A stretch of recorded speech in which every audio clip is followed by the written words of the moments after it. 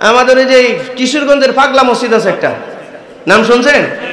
যত সব পাগলেরা গিয়া দান করে ওখানে। এই পাগলা মসজিদে 2-3 মাস পর পরে দান বাক্স বলে 5 কোটি টাকা নিচে টাকা হয় না। স্বর্ণ পাওয়া যায়, ডলার পাওয়া যায়, পাউন্ড পাওয়া যায়, বস্তা বস্তা টাকা। এ ভাই, এই যে পাগলা মসজিদ গিয়ে দেখেন পাগলা মসজিদের কতটুকু উন্নতি হয়েছে।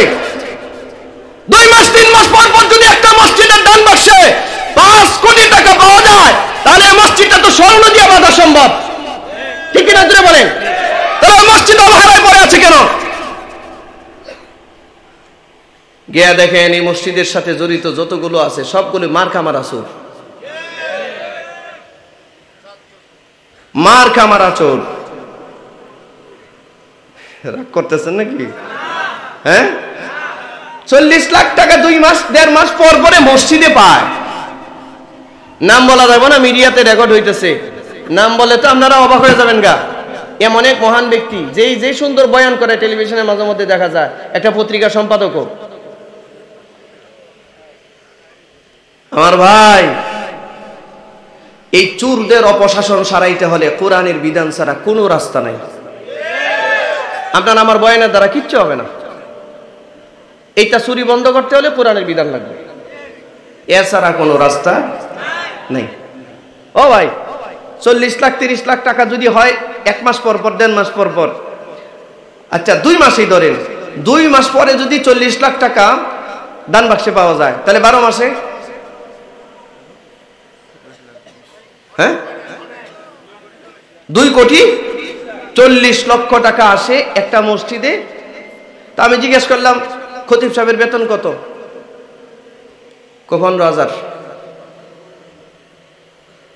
আচ্ছা, খতিবের বেতন যদি হয় 15, নিচের ডিকি আছে, খুঁজে পাওয়া যাবে? আচ্ছা, যেই মসজিদে 2 মাস পর পর 1.5 মাস পর পর 40 লাখ টাকা আসে, এই মসজিদের খতিবের বেতন কেন 15,000? 5 লাখ টাকা দিয়ে একটা খতিব রাখা গেল না? কথা বল না কেন? এ ভাই, আপনারা রাগ করতেছেন? হ্যাঁ, আমরা মনে হয় এই কামই করে। হ্যাঁ, মসজিদ কমিটির মধ্যে লক্ষ লক্ষ টাকা আছে, কিন্তু হুজুরে টাকা দিবে না। আর কমিটিতে কিছু বদমাইশ এমন আছে, যদি মসজিদের গুরুত্বপূর্ণ দায়িত্বে যারা আছে তারা যদি 1,000 2,000 5,000 টাকা বেতন বাড়াইতে চায়, তার মনে হয় তার বাপের বাড়ির সম্পদ বিক্রি করে দিতেছে। না না না না, সর্বনাশ, হুজুরে এত টাকা দেওয়া লাগে নাকি? হুজুরে এত টাকা দিয়ে কি করবে? ঠিক না? তোমার মাথায় শয়তানে পেশাব করছে, আমার থেকে অন্য কেউ হইলো কিন্তু কুত্তায় পেশাব করছে। মসজিদ কমিটিতে একটা ভদ্র মানুষ, সভ্য মানুষ, জ্ঞানী মানুষ, দিনদার মানুষকে রাখা দরকার। এই মিয়া, গোলামের পিছনে কেন নামাজ পড়েন? 15,000 টাকা বেতন কেন দেন ইমাম রে? 2 মাস পর পর 1.5 মাস পর পর 40 লাখ টাকা মসজিদের দান বাক্স থেকে আসে। এই মসজিদের ইমামকে, এই মসজিদের খতিবকে বেতন দেওয়ার দরকার সর্বনিম্ন 2 থেকে 3 লাখ বা 5 লাখ টাকা, ঠিক কিনা? গুরুত্বপূর্ণ একজন খতিব রাখেন, যেই লোক কারো চেহারা দেখে কথা বলবে না, আল্লাহর কোরআনে যা আছে তাই বলবে, এমন একজন খতিব রাখা দরকার, ঠিক কিনা? না না না, এখন ইমাম নামে আপনারা রাখেন গোলাম, ঠিক না? রাগ করতেছেন? রাগ করতেছেন? ইমাম নামে রাখেন গোলাম। ইমাম কিছু বলতে হইলে আগে এই কমিটির চেহারার দিকে তাকায়, যে সভাপতি আমার দিকে কোন চোখে তাকাইছে, সেক্রেটারি কোন দিকে যায়। মিয়া, কিসের সভাপতি, কিসের সেক্রেটারি মসজিদে? আমি জানি না এই মসজিদের সভাপতি সেক্রেটারির পদটা কে এটা তৈরি করলো।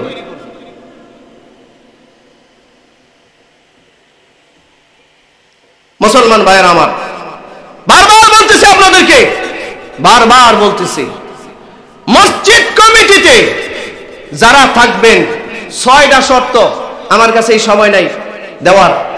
আপনারা খালি ইমাম নিয়োগের সময় হুজুরের এইটা ঠিক আছে কিনা, ওইটা ঠিক আছে কিনা, ওইটা ঠিক আছে কিনা, লাস্টে গিয়ে আপনার হুজুরের বউটা সুন্দর আছে কিনা, এইটাও খবর নেই।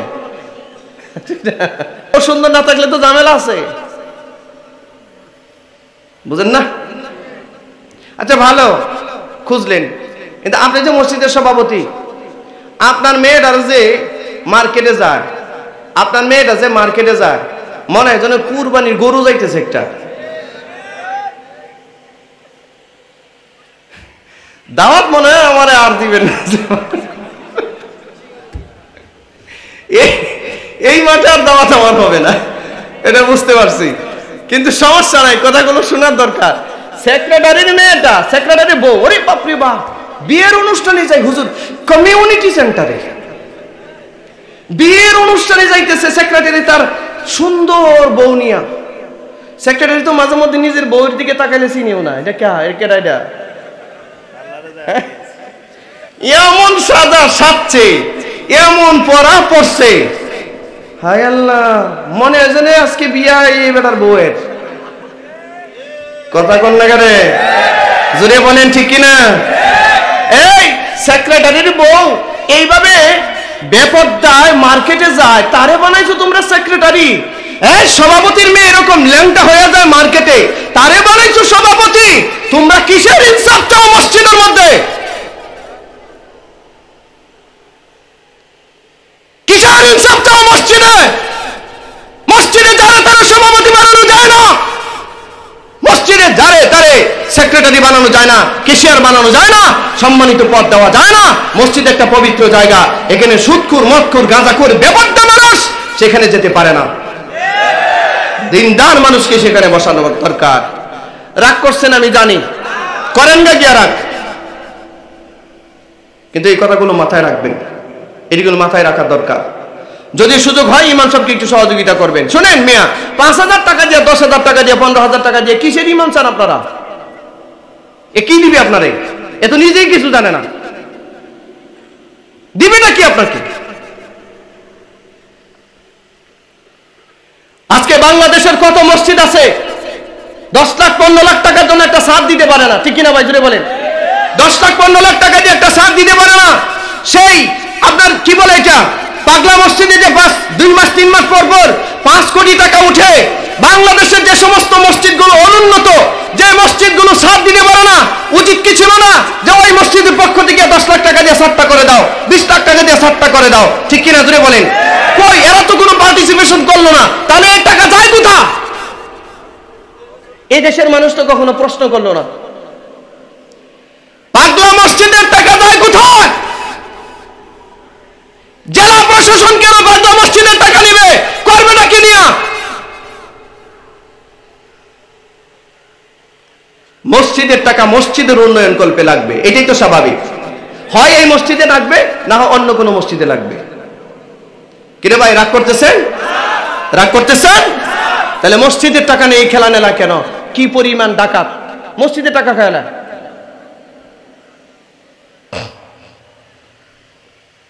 মনে রাখবেন, মসজিদ মাদ্রাসার টাকা যারা খায়, এরা নিজের পায়ে নিজের কুড়াল মারে। এর গোষ্ঠী সহ পাগল হয়ে যায়, পরিবার তো পাগল হয়, গোষ্ঠী সহ পাগল হয়। রাগ করতেছেন আপনারা? রাগ করতেছেন? দেখেন মসজিদের সাথে যারা বেয়াদবি করছে, আলেম ওলামাদের সাথে যারা বেয়াদবি করছে, মসজিদের টাকা মাইরা দিছে, এগুলো সুস্থ থাকতে পারে না, এগুলো হয় পাগল, আর না হয়তো সন্তান হয় পাগল, ঠিক কিনা? যদি বলেন ঠিক কিনা? আল্লাহ আপনি বুঝার তৌফিক দান করেন।